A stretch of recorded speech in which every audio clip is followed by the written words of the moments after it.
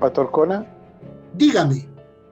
yo tenía una pregunta, pero en realidad me la respondió ahí mismo después la otra lámina, que le iba a preguntar, a ver si lo conversamos un poquito. Rubén. ¿Bajo qué parámetro se considera una herejía? ¿Y qué organismo la considera una herejía? Pero obviamente me dio la respuesta después, que era la misma iglesia primitiva.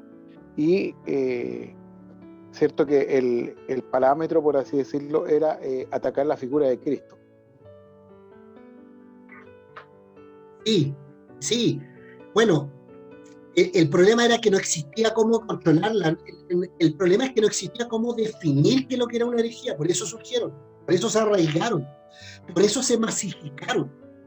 Porque no existía una instancia de cómo decir, oye, este hombre está viendo una herejía, o se está levantando una herejía, o la gente está creyendo esto. ¿Qué es lo que fue necesario? Fue necesario que a través de estas controversias, porque todavía no eran herejías, eran controversias, ¿ya? A lo mejor ahí yo me equivoqué en decirlas, pero en un comienzo fueron controversias, ¿ya? En que alguien planteaba algo y otros decían, no, yo no estoy de acuerdo porque no es eso, así no es la cosa. Entonces se formaban esas controversias, y a causa de esas controversias se llamaban a concilios. Y en los concilios se estudiaba, se definían. Y en los concilios es donde se definieron las doctrinas. Y cuando se definían y decían, mire, que todo esto que se está discutiendo, que unos discuten una cosa y otro con respecto a este tema, esto están equivocados y esto es, porque dice, esto es lo que está catalogado dentro del canon. Eso pasó. Los primeros estos concilios que definieron las herejías empiezan a suceder desde el año 360 más o menos. Anteriormente, a las herejías, hermanos, o las controversias abundaban. Por eso tenemos que entender, hermano, que la iglesia de los primeros 3 siglos, 4 siglos estuvo expuesta a todo para no existir, ¿ya? Luego que... ¿Sí? Dígame. En todo caso, es muy parecido, a lo mejor no es la misma magnitud, pero es muy similar a lo de ahora, que el solo Jesús, la nueva era, ¿cómo se llama? El declaratismo, la prosperidad. Amén. Hoy día, afortunadamente, tenemos un desarrollo histórico, hermanos. Tenemos un desarrollo histórico. Por eso es tan importante que las iglesias establezcan credos, establezcan sobre las doctrinas históricas, ¿ah? Sobre las doctrinas históricas que se fueron desarrollando en los años, hermanos. Ya en el siglo III se fueron desarrollando en los concilios, se fueron afirmando, diciendo, esta es la verdad, esto es lo que dice la Escritura, este es el canon, y después en el canon esto es lo que corresponde creer. Bueno, esas doctrinas, hermanos, las que creemos las iglesias, tienen un desarrollo de miles de años. Entonces las iglesias locales deben dejar de esas doctrinas sus credos. Y así se evitaría el surgimiento de nuevas controversias y nuevas herejías. Continuamos. Amén. Vamos a ver algunas de ellas que eran bastante divertidas, algunas y otras bastante extrañas. Hermana Elizabeth, cuénteme. Estos concilios no establecían entre ellos mismos alguna herejía.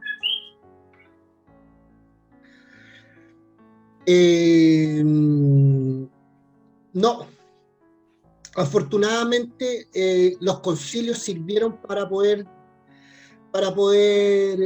por lo menos el de Nicea, el de Constantinopla y el de... son los tres primeros son los más importantes. Por lo menos esos 3 concilios lograron, ¿cierto?, despejar todas estas dudas que surgieron durante los primeros siglos.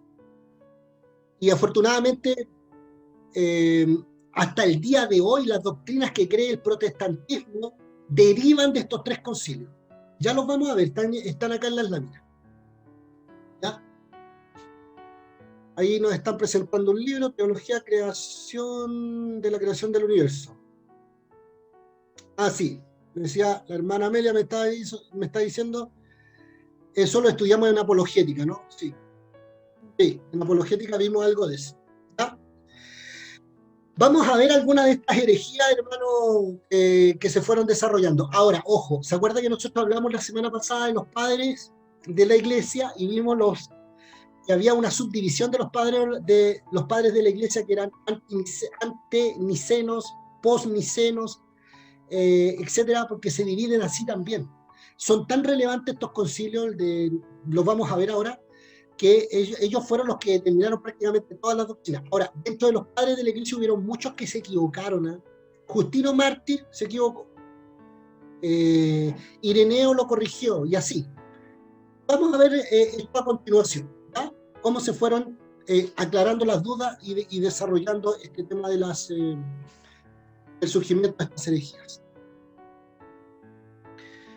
Continuamos, vamos a ver alguna de ellas.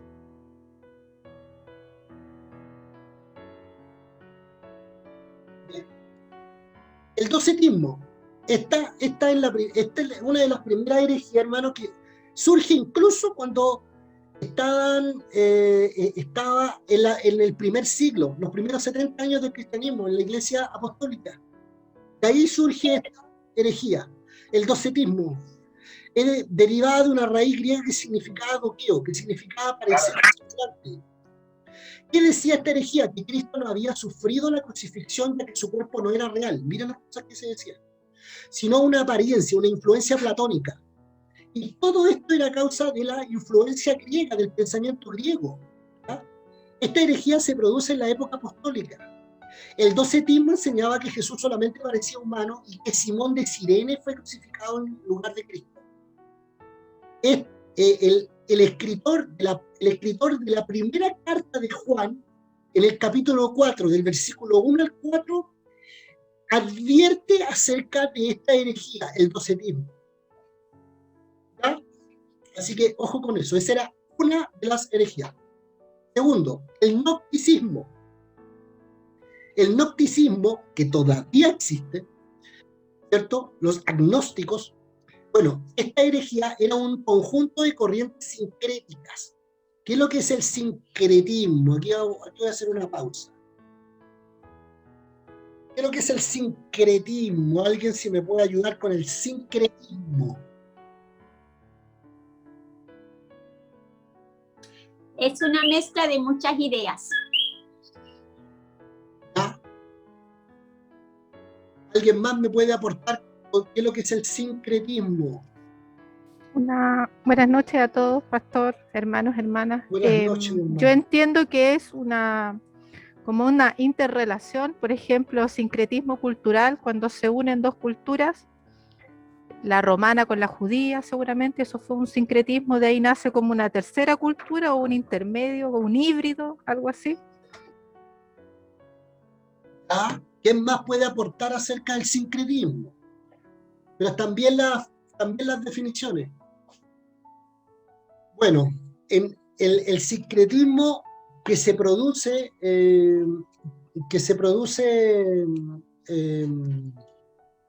es la unión, ¿cierto?, entre conceptos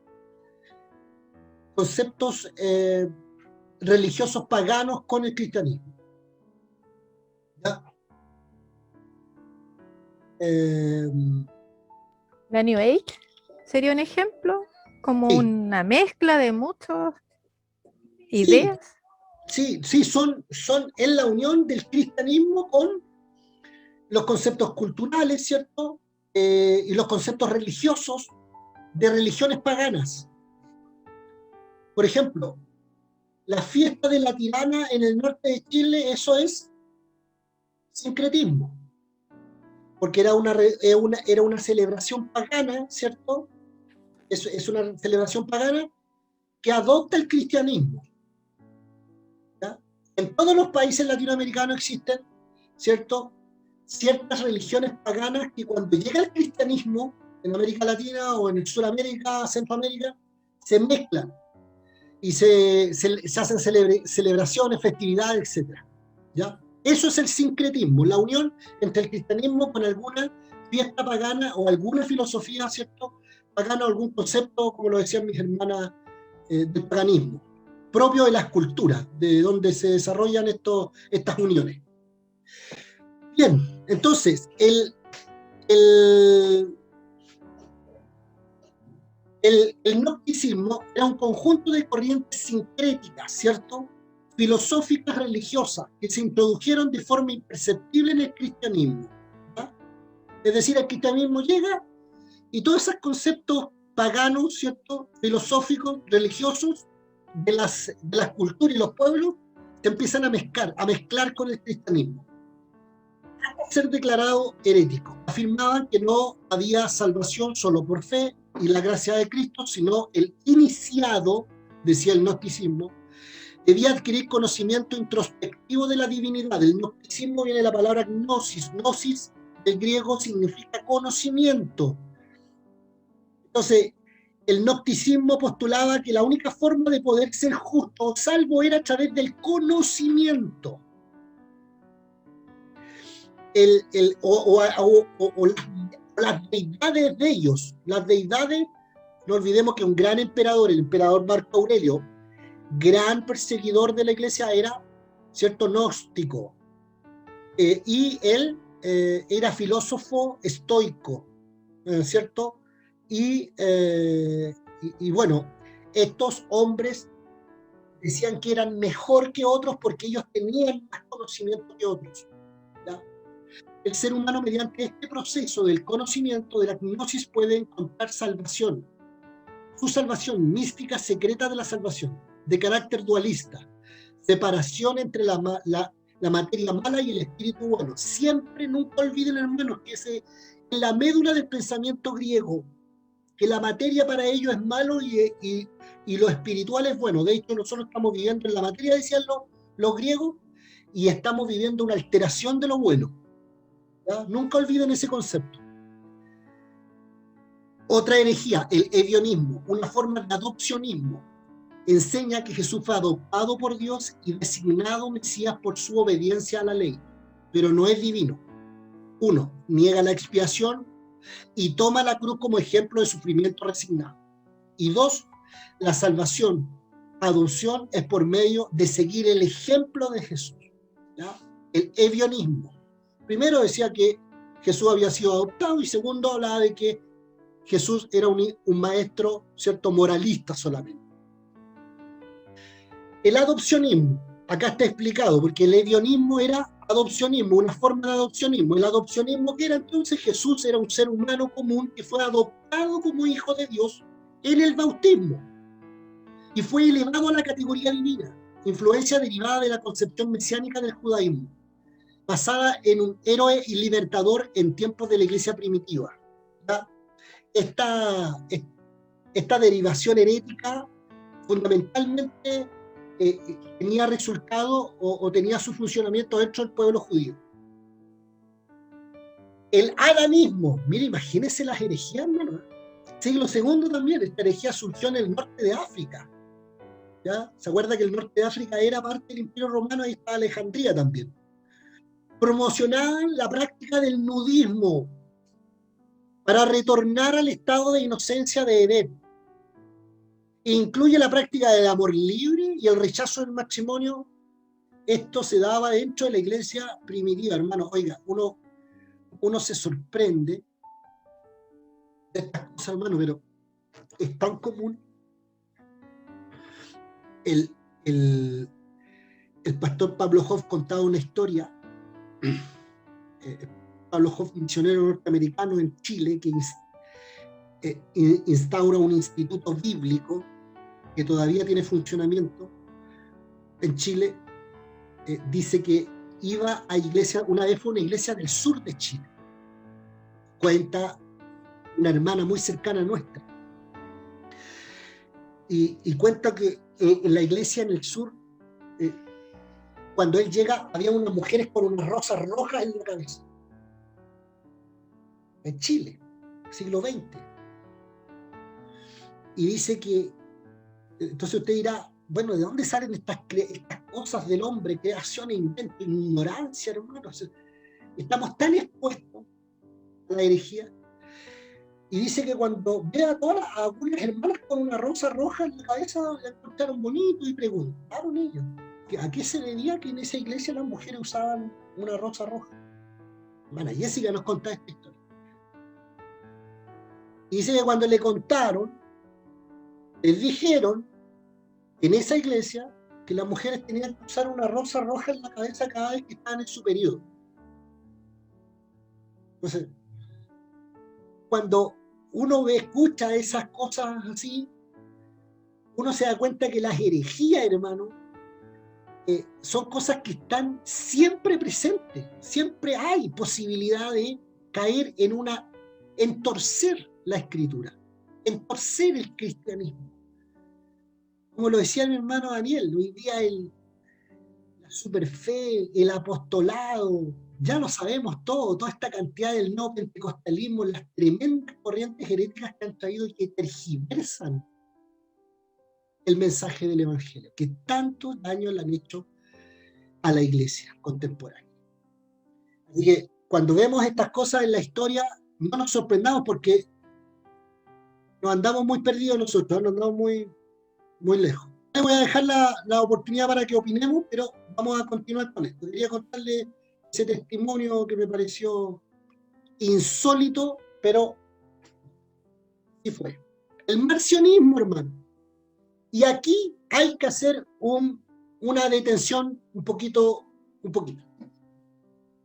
Su inventor, un gnóstico, redactó un canon, el primero, dejando fuera todo el Antiguo Testamento. Ya hemos hablado de esto, nuestro pastor Jorge Rocha nos habló de esto, del marcionismo.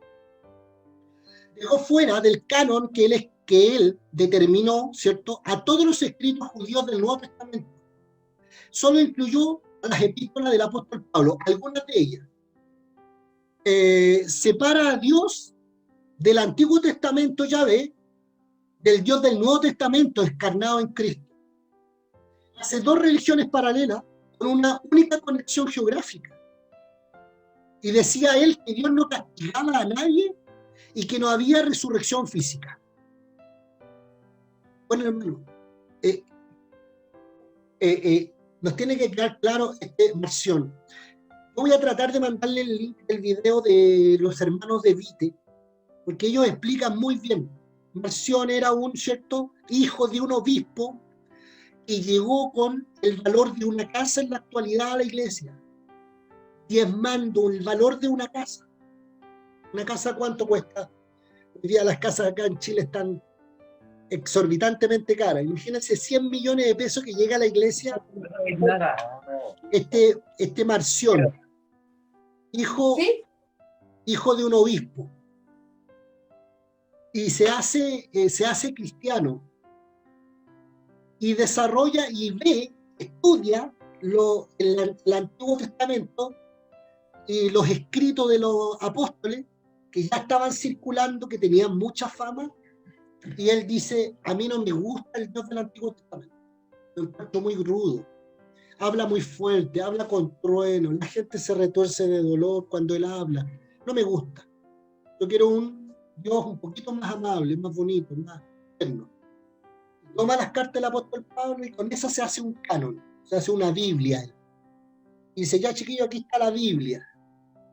Y cuando él comienza a predicar este mensaje, gana una cantidad interminable de adeptos. Un historiador, me parece que es Flavio, dice que Marción, la gente lo seguía más que las abejas a un panal. O sea, mucha gente seguía a este hombre. Entonces comenzaron a preguntarse: bueno, ¿y por qué Marción tomó la determinación de hacer un canon? Él. Y se tuvieron que juntar los líderes de la iglesia, que en ese tiempo estaban perseguidos, y allí ellos comenzaron y ahí comienza a formarse el canon del Nuevo Testamento.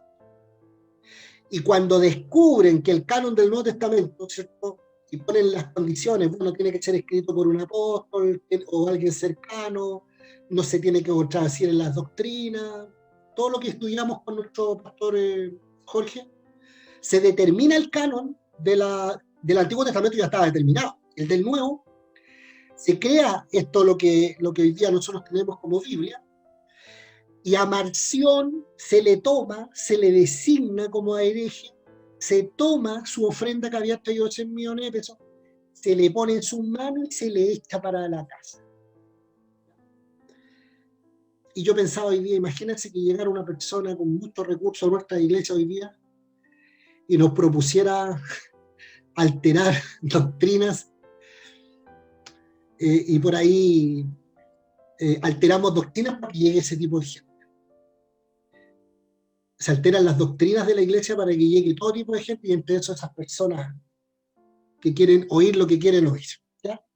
Ese era Marción. Esa fue uno de los más importantes. Y es tan importante el hombre, ¿por qué? Porque provoca a que el cristianismo, la iglesia, los líderes de ese tiempo formen el canon, ¿ya? Para que nunca se les olvide. Voy a seguir presentando las siguientes herejías. Denme un segundo. Harto habíamos hablado ya de Marción, se conoce harto también, ¿ya? El montanismo, seguidores de Montano, ¿cierto? Buscaban tener revelaciones neumáticas. Las revelaciones neumáticas son revelaciones espirituales y escatológicas por medio de éxtasis o experiencias sobrenaturales, ¿ya? Montano se autoproclamó el nuevo Paráclito, el nuevo Espíritu Santo, que continúa entregando revelación a la iglesia. Ahí me siento tocado yo, como pentecostal. Y el arrianismo, la más grande herejía que ataca la cristología bíblica, además de la doctrina trinitaria. Arrio, presbítero de Alejandría, Egipto, afirma que Cristo fue un ser creado por Dios Padre y está subordinado al Padre.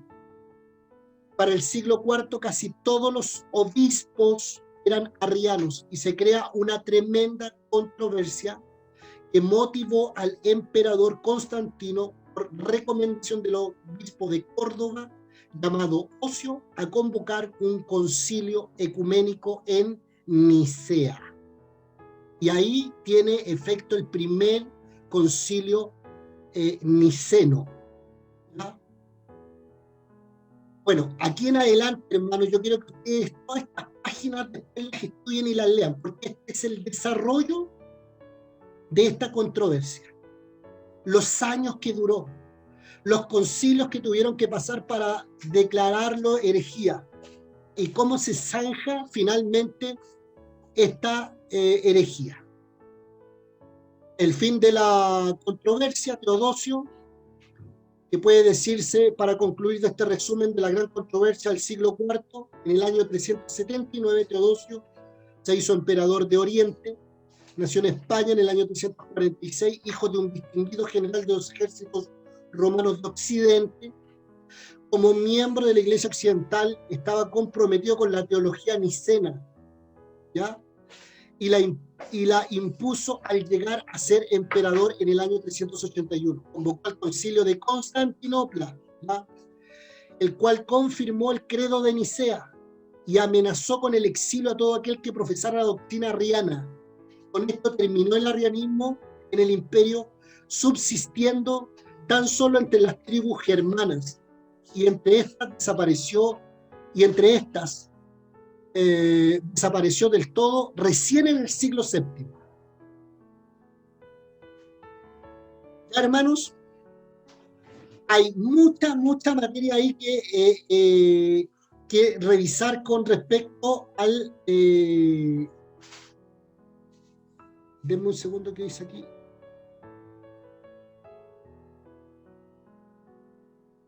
Hay mucha materia que revisar con respecto a esto de las herejías, hermanos, ¿ya? Así que yo cuando les mande esta PPT, ustedes, las últimas láminas que pasamos rapidito, ustedes las van a estudiar con mucha atención. Porque lo más probable es que la próxima semana yo redacte un examen, un examencito chiquitito, ¿cierto? Donde les pregunte acerca de esas controversias heréticas. Hermanos, el arrianismo hasta en la actualidad nos afecta, ¿ya? de hecho, el mormonismo, los testigos de Jehová son arrianos, ¿ya? Así que hay que tener en consideración esto de las herejías hasta el día de hoy. Preguntas hasta aquí, por favor, este módulo de las herejías. Ahora vamos a ver la Iglesia Imperial. Pastor, Mi hermana Elizabeth. la Iglesia Católica es sincretista. Por supuesto que sí. Por supuesto que sí. Porque la Iglesia Católica tuvo que adaptarse mucho a muchas formas culturales de los países que conquistaron. Y ahí se mezclaron con paganismo, paganismo de los países que conquistaban. Más dudas, consulta, aprovecha de hacer consulta, mi hermano, mi hermana, dígame si no he entendido nada, por favor dígamelo. Pastor Juvenal, Dígame. obviamente si uno la empieza a analizar, prácticamente esto todavía lo tenemos. Pero me quedó dando vuelta un concepto que había escuchado, que es la época preadámica. Eso ¿está considerado como una herejía? ¿De dónde nació eso? ¿Sabe usted algo de eso? No. No. Yeah. Yo llego del año 70 para acá. Ya de Adán para allá no. Me está pidiendo mucho, ya. Mi cabeza tiene un límite. Son demasiados años adelante, ya. No, ya. Claro, porque, por ejemplo, yo estaba mirando esto, el arrianismo, lo que decía usted, los testigos de Jehová, ¿cierto? Los mormones, el montanismo, el marcionismo, bueno, todos los conceptos que nombró usted, el avionismo, lo he escuchado justamente, que uno los va viendo en credo de algunas corrientes cristianas, como por ejemplo que Cristo fue creado, ¿cierto? Y se apoyan en el segundo, tercer verso tercer o cuarto verso del Génesis. Hermano Daniel, créame que si alguna de estas herejías que hoy día acabamos de revisar está en una iglesia que se denomina ser cristiana, créame que esa iglesia no es cristiana. No, obviamente que no. Se ve al tiro que en realidad están un poquito perdidos.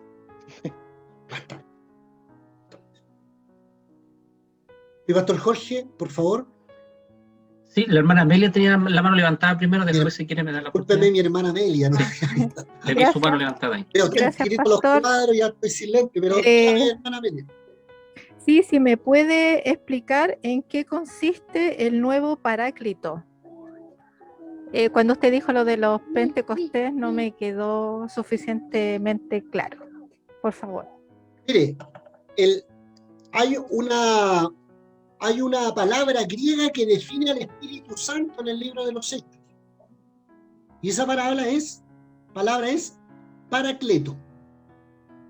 ¿Cierto? Al Espíritu Santo lo define en el libro de los Hechos, ¿cierto? Una palabra que es Paracleto.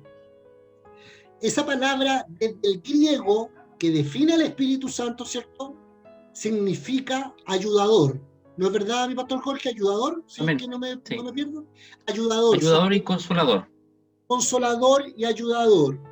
Algunos lo describen como que el Espíritu Santo es algo en que uno se puede afirmar. Ayudador. Incluso algunos dicen que como una muleta. ¿Ya? Ahí está la Elena saludándonos también. Entonces, a causa de esa palabra, Paracleto, este personaje, que no recuerdo ahora de la lámina, ¿cierto? ¿Quién apuntó ahí? ¿Quién dije yo que se creía el... Montano, ¿cierto? Se tomó con demasiado exceso, ¿cierto? Y ese es un error que no solo le pasa hoy día a los pentecostales, nos pasa a nosotros los pentecostales hasta el día de hoy, que nosotros nos creemos, lo voy a decir por mí, no lo voy a decir por los pentecostales. Yo como pentecostal, a veces me quiero posicionar del Espíritu Santo, que es Dios y que es soberano. Y yo, ¿qué es lo que he visto a veces? Yo he dicho, Espíritu Santo, tú me diste a mí el don de sanidad, así que yo soy un sanador. ¿Me entiendes? Entonces, ahí está el error. Yo, como mi formación pentecostal, me malinterpreté el don de sanidad, que es un don espiritual que Dios asigna voluntariamente, ¿cierto? Y a completa soberanía de Dios, cuando Él quiere usar a alguien con respecto a un don, no. Yo me lo adopté. Bueno, eso me pasa a mí como pentecostal a veces, y también le pasó a Montano. Montano también se creyó el poseedor del Espíritu Santo, el poseedor de revelaciones nuevas, y él se creyó que él era el paracleto nuevo. Ya no era necesario el Espíritu Santo porque estaba él. Entonces se formó esa herejía. Muy cercano a lo que me pasa a mí como pentecostal a veces, para no hablar de todos los hermanos pentecostales. ¿Cierto? Ya. Eso. Dudas con respecto a este periodo, hermano. Recuerde, yo no quiero que se le olvide que las herejías así están, por un lado, las persecuciones y abajito la herejía. O sea, la iglesia estaba siendo masacrada. No existía el canon, no existían las doctrinas, existían los escritos de los apóstoles, y así como escritos de los apóstoles, existían un montón de escritos más de gente que fue cercana, ayudante, o algunos que se creían inspirados y empezaban a hablar de Jesús. Es que yo escuché a tal persona decir que Jesús, qué sé yo, cuando tenía 12 años sanó un pajarito. Y así empezaban a inventar cosas.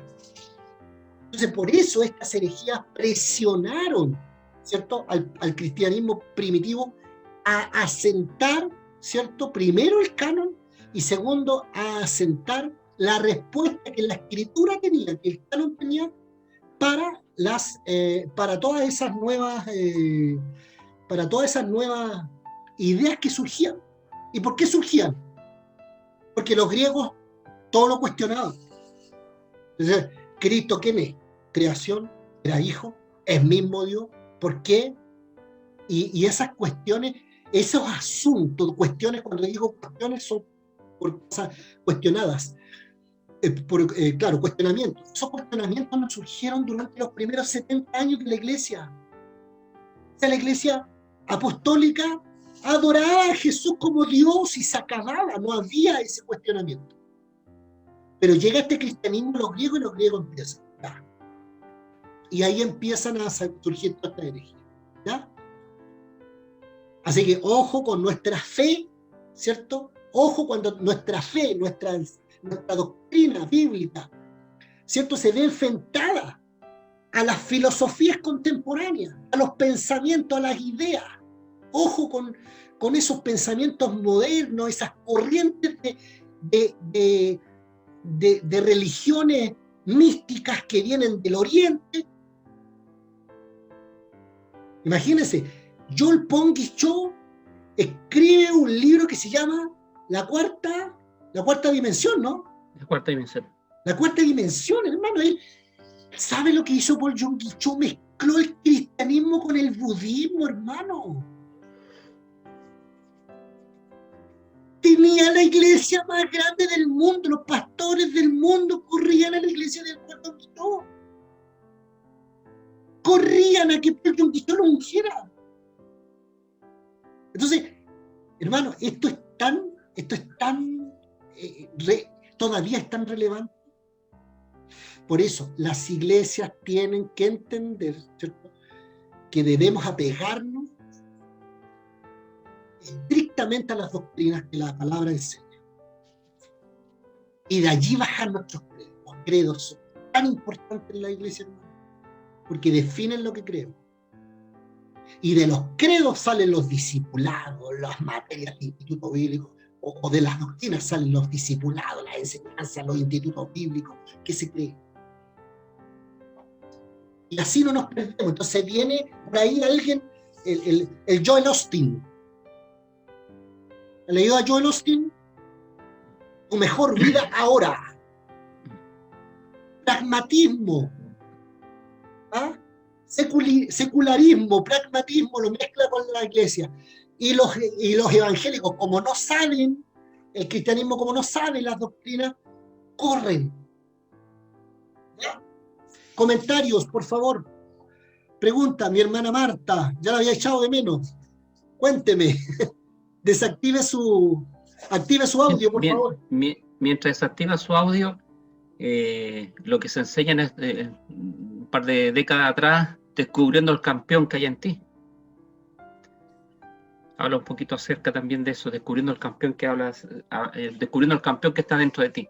Bueno, quería agregarle, mi pastor Juvenal, qué hermoso el poder entender esta materia, porque también ahí viene un poco lo que habla un poco acerca de los apologistas.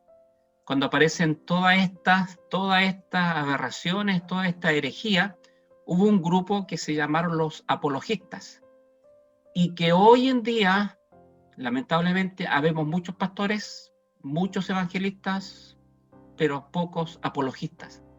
Y yo creo que sería como un ministerio poco grato quizás el poder defender la doctrina. Y estas cosas, lo mismo que usted está diciendo, lo que pasa en Europa, lo que pasa por John Quichó y algunos de la prosperidad, nadie de nosotros, y entre eso también yo soy culpable, nadie de nosotros se ha levantado públicamente a poder enrostrar como apologista, no por gritarlo, sino que por demostrarlo con la palabra, dando razón, con mansedumbre, pero con la palabra, que realmente eso no es una doctrina que esté en la Biblia. Eso quería compartirle, mi pastor Juvenal. Gracias, mi pastor Jorge. Disculpe que se me fue haberle dado la oportunidad, pero excelente comentario que nos da. Mi hermana Marta, Dios le bendiga. Interesante. Yo encontré en 2 de Pedro 2 que dice, ¿verdad? Y se parece a lo que ustedes están diciendo, que son doctrinas destructoras. Le voy a leer esa porción. Pero hubo también falsos profetas entre el pueblo, como habrá entre nosotros falsos maestros, según Pedro, que introducirán encubiertamente herejías destructoras y aún negarán al Señor que los rescató, atrayendo sobre sí mismo destrucción repentina. Yo seguía leyendo y vi ¿verdad? Se compara aquí la palabra herejía con herético, como no la vi. Pregunto, ¿es lo mismo, verdad? ¿O en griego o es el griego? La palabra herejía o herético definen, claro, la palabra herejía. Es lo mismo. Claro, es lo mismo. Gracias, mi hermana Marta, Dios le bendiga. Y tiene toda la razón. Bueno, yo hice el ramo de apologética también acá en el instituto, así que los que no... Y ahí me están diciendo que por qué estoy hablando de mí. Pero hicimos un ramo de apologética en el instituto que está ahí y que parece que están los videos incluso ahí. Así que, y justamente lo que dice nuestro pastor Jorge, lo vimos en ese módulo, cómo era necesario que se levantaran defensores, apologistas, en este tiempo. Existen, ¿no? Muy pocos, pero existen. Apologistas que defiendan las doctrinas. ¿Verdad? Eso es muy importante. Ya, vamos a seguir viendo. Yo no sé quién más tenía algo que aportar. Mi hermana Elizabeth, no, dele. Sí. Es que está lloviendo demasiado y los copíes ya están molestando. Solamente quiero decir que es sumamente lamentable cómo el arrianismo todavía sigue influenciando en nuestras sociedades. Acá en Puerto Rico, los testigos de Jehová son inmensos, muchísimos, y es increíble que ellos tienen su reunión, ellos tienen un salón inmenso donde tiene 4 salones, o sea, un edificio inmenso con 4 salones. Esos 4 salones se llenan de gente y en cada salón tienen su reunión. Cuando terminan y salen, hay otros tantos esperando para entrar. Es increíble. muchísimos más que los cristianos son los testigos de Jehová. ¿Cuánto cristiano que o pasó por el cristianismo, o fue pentecostal, o fue cristiano y están allá? Y creen que están hablando lo mismo, pero no hablan lo mismo. Porque ellos esconden esa parte de que no son cristianos. Vamos a continuar, hermano. Gracias, mi hermana Elizabeth, por su aporte. Y es verdad, acá hay una zona aquí en la zona sur de Santiago, que son hectáreas y hectáreas y hectáreas, ahí empadronados, de los testigos de Jehová, una cosa impresionante. Los mormones. También, y tienen mucho poder adquisitivo, mucho poder económico. Hacen unas campañas por redes sociales de miles de millones de pesos, hermano. Vamos a seguir con... bien,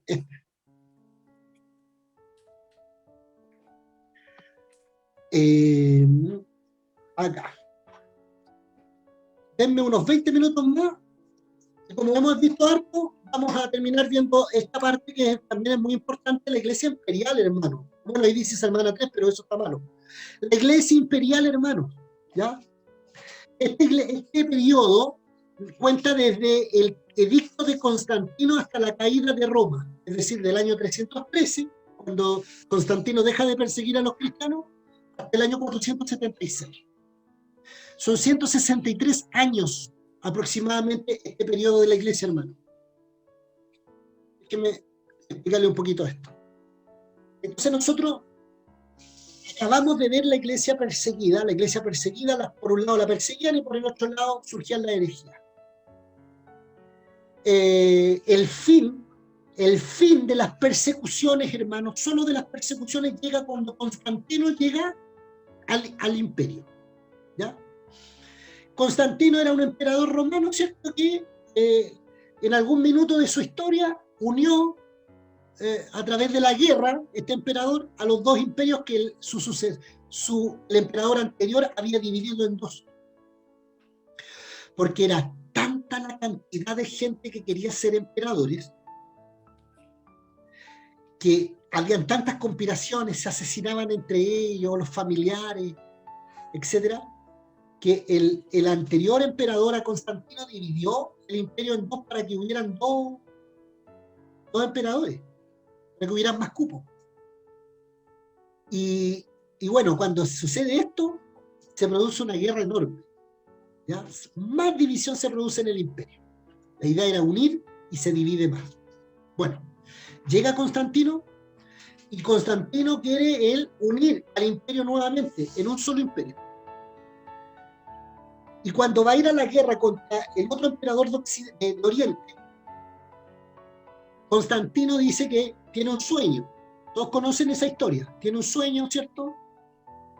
Y ve una cruz en el sueño.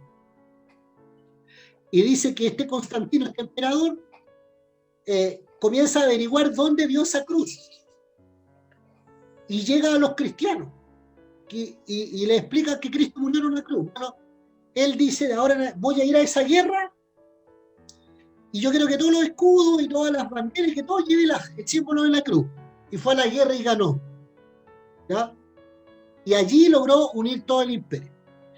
Constantino emite un edicto, el edicto de Milán, me parece que se llamaba. Él dice, hasta aquí se le pone persecución a los cristianos. Los cristianos ya no se les persigue más. Ahora los cristianos va a haber tolerancia con ellos como hay tolerancia con todas las religiones del imperio. De ahí en adelante el cristianismo pasa a ser una religión oficial, ¿cierto? No oficial, sino que permitida. Pero aquí queda el desastre. Aquí queda el desastre con el cristianismo y aquí se pierde el cristianismo primitivo. Aquí entró la ruina al cristianismo. Y lo vamos a explicar ahora por qué pasa esto. Vamos a ir viendo esto entonces. Yo les doy mucha paciencia para hoy día porque vamos a ver harto contenido, ¿cierto? Así que pidan al Señor, dame fuerza, Señor, para continuar unos 10 minutos, 15 minutos. Clame ahí en su lugar.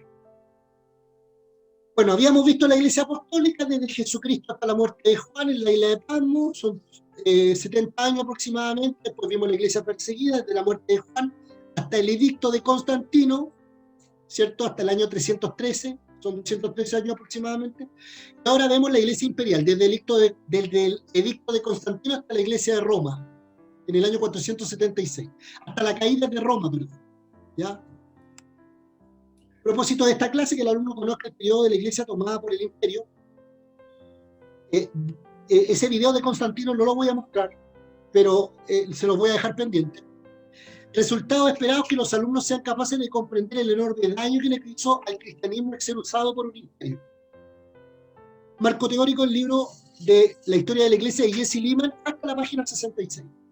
El módulo anterior era hasta la página 58, esta es hasta la página 66. Comencemos. La caída del Imperio Romano en Occidente. Vamos a ver eso. El edicto de Milán, o de toleración, promulgado por Constantino en el año 313, marcó el fin de la época de las persecuciones contra los cristianos y el principio de la Iglesia imperial. ¿Ya? Aquí se produce ese cambio. ¿Ya? En el año 330, Constantino estableció la ciudad de Constantinopla, anteriormente Bizancio, como su capital para salir de la historia pagana de Roma y para encontrar un sitio mejor protegido, nombrando otros emperadores para administrar partes del imperio. Estas son las cosas que hizo este Constantino. Se alejó del Senado y de las familias aristócratas devotas del paganismo. Llevó muchas estatuas paganas a Constantinopla, esto es en el occidente, como adornos. Constantino también apoyó la construcción de iglesias e instaló a algunos cristianos en los puestos altos. Sin embargo, seguía siendo el Pontifex máximo o maximus del culto pagano y participaba activamente en ritos paganos durante todo su reinado. Nunca se sometió a la disciplina de la iglesia y, como buen político, se bautizó justo antes de morir, porque le dijeron: Constantino, el bautismo es para salvación. Ah, ya, hago las de Kiko y Caco y me salvo cuando me muero. Porque era un político. Es muy difícil evaluar la fe de Constantino. No se puede decir si Constantino realmente fue un cristiano devoto o solamente un hábil, ¿cierto?, político que usó a este cristianismo. Pero podemos decir que era un fuerte simpatizante de la fe cristiana con una teología muy confundida y por lo menos una práctica muy contradictoria. Nunca dejó el paganismo, pero sí permitía el cristianismo y se bautizó a última hora y construyó en Oriente, ¿cierto? En su ciudad natal construyó una fortaleza del imperio también. ¿Ya? Este era Constantino, pues, hermano. ¿Ya? Bien. Después de Constantino, sus sucesores no eran tolerantes y para el año 400, hermano, habían exterminado el paganismo. O sea, primero Constantino en el año 313 dijo: ya, vamos a permitir a los cristianos que se propaguen, que estén tranquilos. Pero ya en el año 400, los sucesores de él, ¿cierto?, no solo hicieron oficial la religión cristiana en el imperio, sino que persiguieron a los que no eran cristianos. Constantino había promovido el cristianismo y tolerado el paganismo, pero sus sucesores persiguieron a los no cristianos. En poco tiempo los cristianos habían cambiado de ser perseguidos a ser los poderosos y los perseguidores. Algunos aplaudieron este suceso como una bendición de Dios, como Eusebio de Cesarea, un obispo, que alabó a Constantino como la culminación del plan de Dios y celebró la opulencia creciente de la iglesia. Otros consideraron esto un desastre para la fe cristiana, una apostasía de la sencillez de la fe. Algunos consideraban que la iglesia había conquistado al imperio, mientras que otros pensaban que el imperio había conquistado a la iglesia. Julián la Apóstata en el año 331 trató de imponer el paganismo nuevamente en el imperio, pero no tuvo éxito duradero. Los nuevos cristianos, religión oficial del imperio, comenzaron a tomar puestos de poder, comenzaron a dominar y comenzaron a ser un brazo, ¿cierto?, religioso, político del imperio. Ahora no había tolerancia contra el paganismo y este cristianismo, al alero de la espada y de los ejércitos poderosos romanos, lograba imponerse sobre todas las realidades y cultura y filosofía. Qué terrible.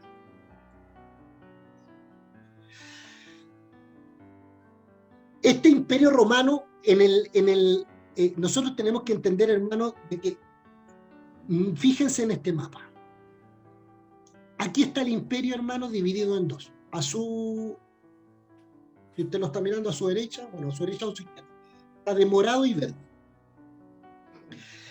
Ese morado y verde es lo mismo que esto, hermano. Es lo mismo que esto.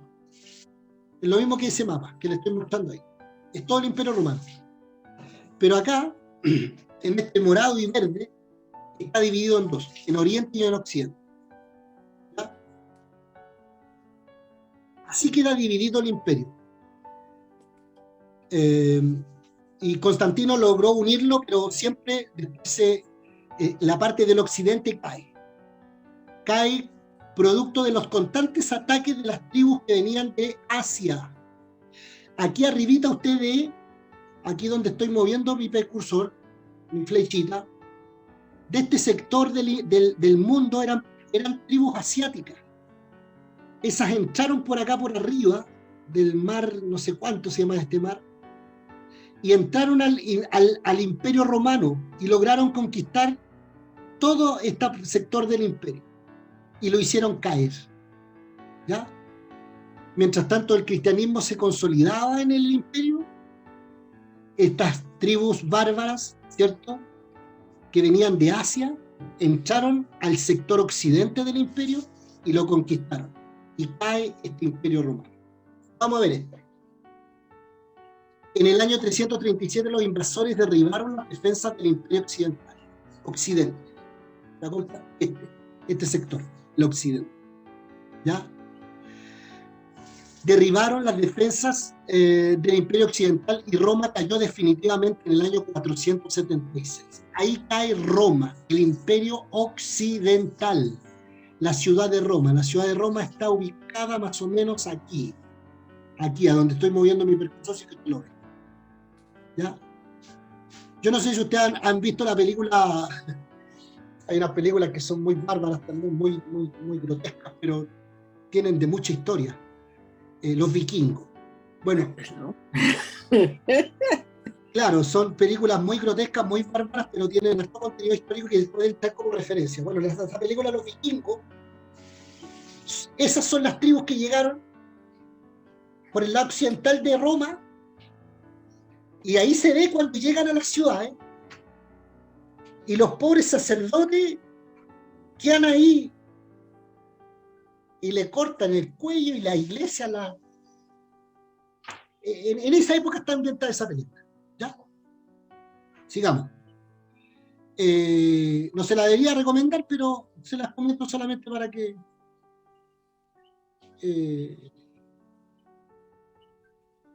tengan una referencia. Entonces, en el año 476 cae Roma, en el lado occidental. Las razones de la caída del imperio occidental: 1, el relajamiento de la disciplina del ejército. ¿Y por qué esto es tan importante, hermano? Aquí lo vamos a ver ahora. Muchos de los mismos bárbaros estaban en el ejército, y las guerras civiles entre los diferentes aspirantes al trono, 80 aspirantes, 90 años, todo eso fue la causal de que cayera en el lado occidental el imperio romano.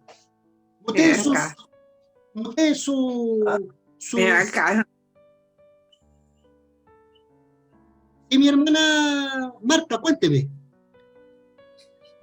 No, es con mi esposo. Ya, yo pensé que estaba comentando la clase. Ya.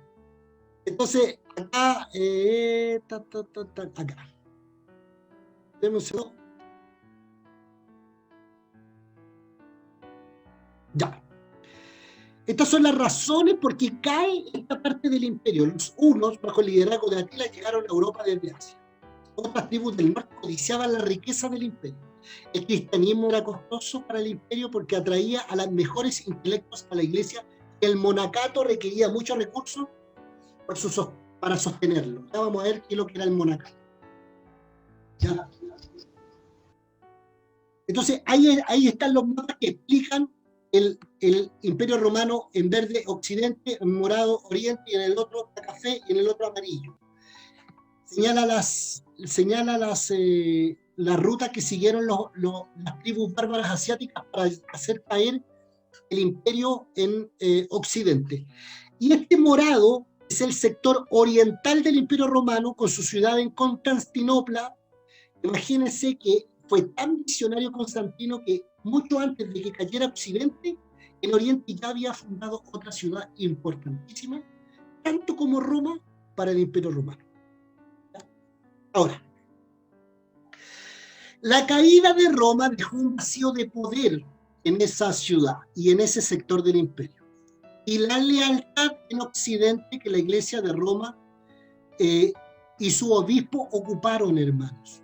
Por eso es tan importante esta parte de la historia de la caída del Imperio Romano en Roma, porque ahí las autoridades militares tuvieron que irse, quedaron autoridades religiosas, pero eran autoridades religiosas imperiales, obispos. A esta altura ya el cristianismo no era perseguido, estaba instalado en el Imperio Romano.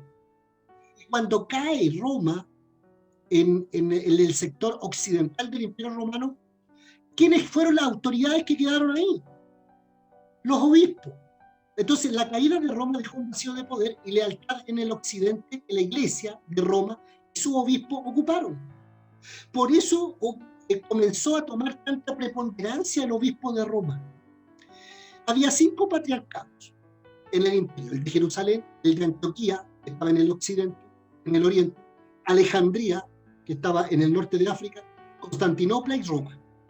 Pero Roma insistía en su prioridad, ya que supuestamente había sido fundada por 2 apóstoles, obispos que eran sucesor de Pedro. Eso no se ha podido comprobar, pero ellos defendían esa postura. Con la presencia del gobierno, la iglesia en el oriente era más sumisa al imperio y la iglesia en Roma más libre de su control. ¿Ya? El obispo de Roma, Damasco, ¿cierto?, se refiere a los otros obispos como hijos, ¿ya? E inventó el título de sede apostólica en Roma. Claro, como no había autoridad política, la iglesia pasó a tomar muchos roles políticos allí. El obispo de Roma, Ciricio, empezó a llamarse padre o papa, que llegó a ser papa en castellano. Había mucha competencia entre los patriarcas y especialmente entre los del Oriente y el de Roma. Además, mientras la iglesia occidental se preocupó por los pueblos invasores con sus idiomas, creencias y costumbres, la iglesia en el Oriente, en la parte morada que habíamos visto, se metió en discusiones teológicas que duraron muchos siglos. Con la entrada de muchos paganos en las iglesias occidentales en Roma, también entraron costumbres extrañas. Las imágenes empezaron a aparecer en los cultos después del año 400. La Virgen tomó el lugar de Venus y Diana en la devoción del pueblo. Sincretismo, hermanos. La cena del Señor se convirtió en un sacrificio y los ministros en sacerdotes. La división entre laicos y cleros se acrecentó y el culto se convirtió en un rito hecho por los sacerdotes más que por que los laicos observaban. Mientras las iglesias en Oriente seguían con canciones congregacionales, elementos de corte imperial y ritos paganos como las velas y el incienso eran utilizados en los cultos de la iglesia en Roma, en Occidente. El monacato nació de 3 factores. Los monasterios. Número 1, Hay algunos textos en el Nuevo Testamento que recomiendan el celibato y muchos que llaman a los cristianos a la santidad personal. La interpretación de eso promovió que las personas se apartaran. Las religiones paganas tenían sus vírgenes sagradas, sacerdotes y célibes, eunucos y otras personas apartadas de la vida normal para servir a sus dioses. El nexo entre el imperio y la iglesia promovió la mundanalidad en la iglesia. En Egipto, Antonio, en el año 250, inició el monacato actuando como un ermitaño, y en el año 271, Hipocomio en el año 290, el monacato comunitario en el año 320. Basil de Cesarea estrictamente reguló la vida de los monjes e insistió en que el monasterio debía servir a la iglesia local por medio de escuela, educación, vocación y orfanato. En Siria algunos monjes vivieron sentados encima de pilares. En el occidente, Martín de Tours fundó el primer monasterio en Galia en el año 350. Más adelante en Europa los monasterios siguieron la ley de Benedicto. Hermanos, ¿se da cuenta cómo en esta época de la era imperial ya el cristianismo no era lo mismo? ¿Se da cuenta? Hágame con la cabecita si me doy cuenta. Esos perseguidos de los que llorábamos la semana pasada, casi extintos, que solo por la gracia de Dios se mantuvieron fuera de toda órbita de manipulación de cualquier grupo, fueron absorbidos por el imperio, fueron legalizados y fueron la religión del Estado. Por eso yo soy de los que pienso que la iglesia no se puede inmiscuir en asuntos políticos, ni dejarse manipular por grupos políticos en los países. La iglesia tiene que ser autónoma de cualquier influencia, de cualquier influencia. Llegó el Imperio Romano, toma el cristianismo y la iglesia ahora pasó a ser una iglesia imperial, con definiciones políticas y con uso político. Y no tardó tiempo para que tomaran las armas e impusieran a sangre y fuego al cristianismo. ¿Te das cuenta, hermano? De hecho, pastor, me recuerdo que yo vi una serie, no me recuerdo cómo se llama, pero hablaba de la caída de Constantinopla. Y todavía no llegamos allí. Estamos en la caída de Roma en el año 476. Constantinopla cae después. Era para sumarle a lo que acaba de decir, donde el personaje que estaba ahí en Constantinopla, defendiendo Constantinopla del que eran los turcos, parece que venían, le pidió ayuda al Papa, le pidió el ejército al Papa que lo ayudara. Sí. De eso me acordé. Y allí se libra, y aquí ya empezamos a llegar, hermana Elizabeth. Demos gloria a Dios. Ahí con lo que está diciendo mi hermano Daniel, empezamos ya a llegar como estos turcos, como estos islamistas comenzaron a conquistar. Ellos hacen caer Constantinopla y ahí se forma la guerra del cristianismo contra los musulmanes. Gracias, mi hermano Daniel. ¿Alguien más? Por favor, opinen, pidan, pregunten, por favor. Estamos en este periodo precioso de la iglesia. Ya vamos a terminar. Las últimas preguntas y comentarios. Hermana Marta, Dios le bendiga. Active su audio.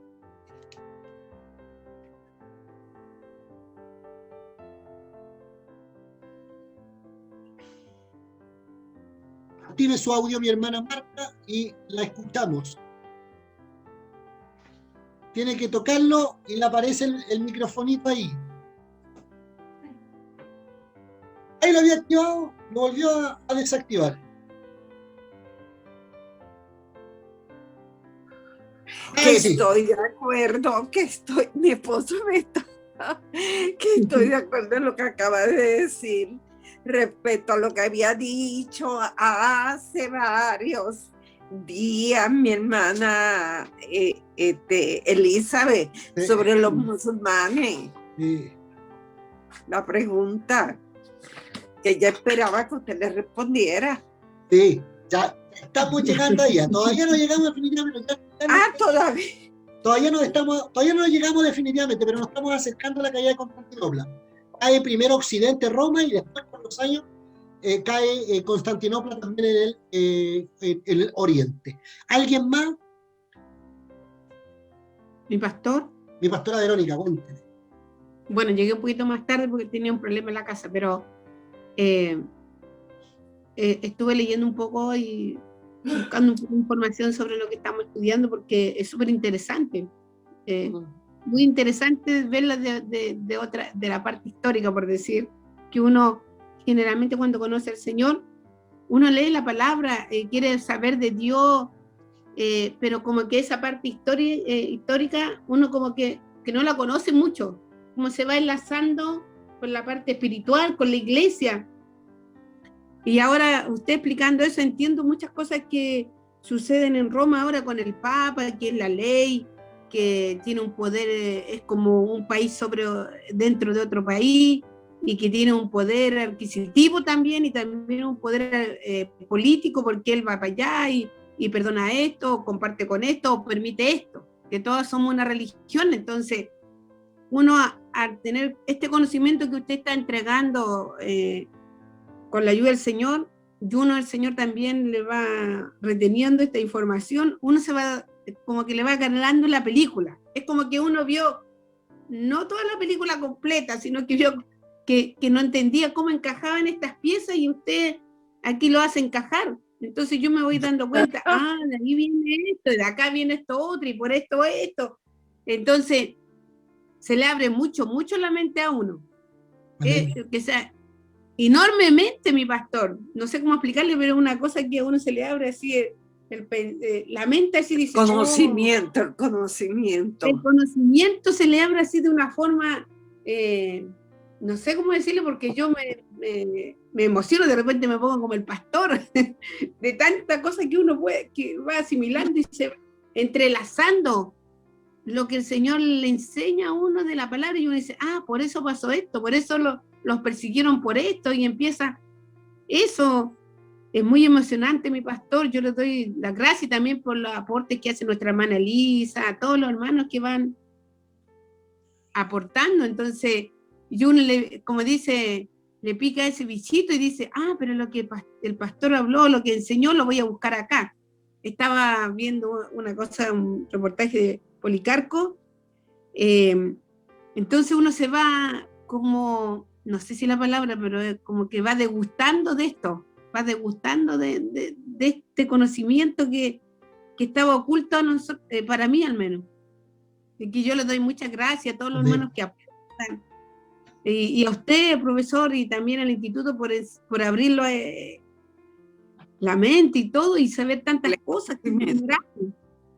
¿Cierto, mi hermanita? Amén. Más que nada mi comentario, mi pastor. Gracias mi pastora Verónica, siempre con sus comentarios tan asertivos, tanta bendición. Atinado. Sí. ¿Alguien más? Comentarios, consultas, por favor, lean las diapositivas, por favor, lean el libro, busquen documentales de Constantino, busquen documental de la iglesia primitiva, busquen documental de la iglesia católica imperial, busquen videos de YouTube y pongan iglesia imperial de los primeros siglos, busquen videos de las herejías, y ahí van a ir ampliando este conocimiento tan estrecho que yo les puedo entregar hoy día, ¿cierto? ¿Alguien más? ¿Mi pastor José Miguel? No, yo hoy cuando llamé me encontraba en la calle y visité la casa de la hermana y los hermanos y me regalaron estos libros, los 2 tomos. Por eso que llegué un poco tarde a la clase, así que me tenían esta sorpresa. Y yo le dije, esta es una joya. Es una verdadera joya. Es una joya. Más para estudiar y más para leer.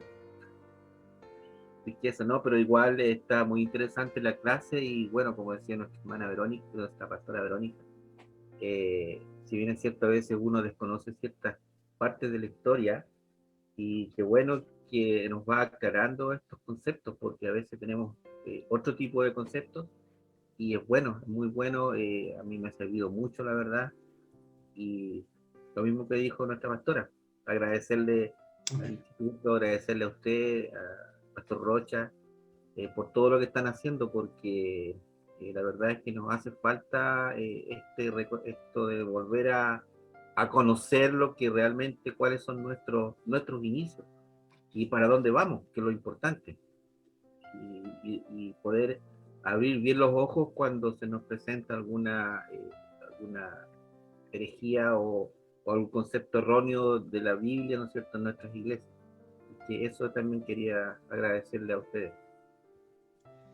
Gracias a mi pastor José Miguel, gran literatura, una joya la literatura la que tiene en sus manos ahí. Mi pastor Jorge, a mí, yo llegando acá a la iglesia, él me honra y me regala esos mismos dos módulos del libro de Juan Calvino. Sí, son pero una maravilla. Las primeras hojas están escritas en el español original, cuando no existían comas, cuando no existían puntos, cuando no existían reglas gramaticales. Está todo junto así. Así que es precioso leer eso. ¿Alguien más? Mi hermana Amelia ahí nos estaba mostrando un libro también. Ella compra harta literatura. No, yo. Sí, la hermana Marta también. Romanos. Sí. Buena literatura. Mi hermana Marta, ¿tenía algo más que decir? Ah, sí. Se muteó. Pero también aquí tengo la historia del cristianismo, tomo 1, y habla sobre el impacto de Constantino. Que lo voy a leer. Todo lo que habla de Roma y Constantino. Sí. Yo lo recomendé, este libro. Sí, yo se los mandé por PDF ese libro, ese me parece. Son dos. Tomo 1 y tomo 2. Sí, yo le mandé, me parece, el tomo 1. Dios le bendiga a hermana Marta, Dios le bendiga a todos mis hermanos que se han conectado el día de hoy. Les doy gracias por esta oportunidad, espero verlos el próximo viernes. Vamos a seguir con la Iglesia Imperial y seguimos avanzando en la historia. Y ahí, hoy día, esta semana, ya nos dimos cuenta por qué la Iglesia Católica es como la Iglesia Católica. ¿Ah? Porque, ¿cierto? Se entienden muchas cosas acerca de los monasterios, ¿cierto? Acerca de tantas cosas que uno dice, pero ¿por qué son así? Bueno, ahí está, pues la historia, hermano. Así que vamos a seguir viendo esto, la Iglesia Imperial, durante la próxima semana. Les voy a mandar una guía, un PDF de preguntas y respuestas con estos dos módulos, la Iglesia Imperial y las herejías. Y el video, ¿ya? Y las PPT, obviamente. Basadas en las PPT van a ser las preguntas. Mi hermano Germán prendió la camarita, quería aportar en algo, ¿no? Saludarnos, ¿no?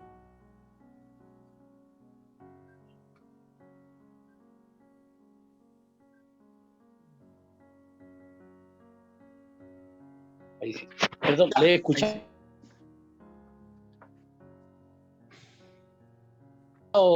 La clase la he escuchado cortada hoy día. Ah, se me escuchó cortado. Sí. Sí, puedes. Mi audio. Mi internet no anda bien. Ya. Pero cuando se graba mejor. ¿Ya? Mi pastor Jorge, Dios le bendiga, gracias por esta oportunidad. Le doy la oportunidad para que cierre este precioso día. Bueno, qué bueno un día más avanzando en este hermoso proyecto de la historia, que dan ganas. A veces piensa la gente que la historia es aburrida, pero aquí para nosotros vemos que tiene mucha edificación y es muy espiritual, y eso es lo mejor, que es muy espiritual. Cuando sentimos esto de lo que vivieron nuestros primeros hermanos, los primeros discípulos, los primeros apóstoles, qué hermoso el poder conocer esto. Así que, bueno, recomendarles En el vientre de la ballena, un buen libro acerca del 1500 y algo, editorial Lámpara y Luz, en el vientre de la ballena, y también Fuego en las colinas de Zúrich, también muy bueno, del periodo del 1500, poquito antes de la Reforma, libro de historia bastante bueno para poder también ir conociendo lo que viene después, más adelante, ya cuando hablamos de la iglesia medieval, pero para ir viendo algo. Muy agradecido por su asistencia. Si Dios lo permite, les esperamos mañana a las 6 de la tarde en nuestro taller de predicación expositiva. Sería muy grato poder contar con ustedes, poder verles. Es un taller que estamos preparando con el hermano Alejandro para las 6 de la tarde. Si bien tiene la disponibilidad del tiempo, puede estar. Les esperamos con mucha alegría y con mucho gusto que puedan estar. Vamos a orar al Señor para poder despedirnos. ¿Van a mandar el enlace? Sí, lo vamos a mandar al grupo del instituto. Vamos a mandar el link para que nos podamos conectar el día de mañana a las 6 de la tarde.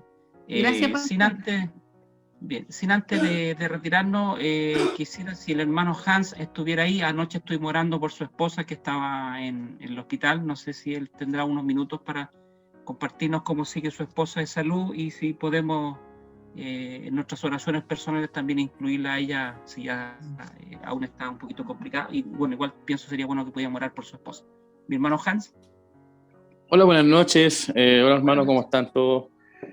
No, mi señora en este minuto ya está mejor.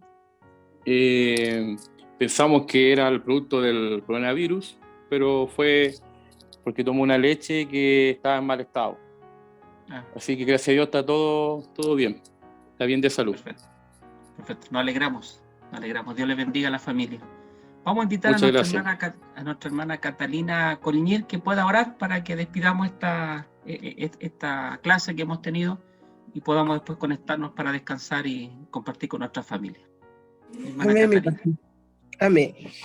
Padre, en el nombre de Jesús, te damos gracias en esta noche por tu amor, tu misericordia, por permitirnos en este día, Señor amado, poder estar estudiando sobre la historia de la iglesia, Señor, aprender, Señor amado, más de aquellos hombres, Señor Jesucristo, de donde también nosotros estamos en este día, Señor Jesucristo. Por eso en este día te agradecemos, Señor amado, porque usted es el que da la inteligencia, usted es el que da la sabiduría, Señor. Y en este día, cada día, Señor, usted abra nuestro entendimiento, Señor, para poder entender, para poder comprenderlo, para poder saciarnos cada día, Señor amado, de lo que usted tiene para nuestras vidas, Señor. Te ruego tu bendición, Padre Celestial, para el pastor que lo está entregando.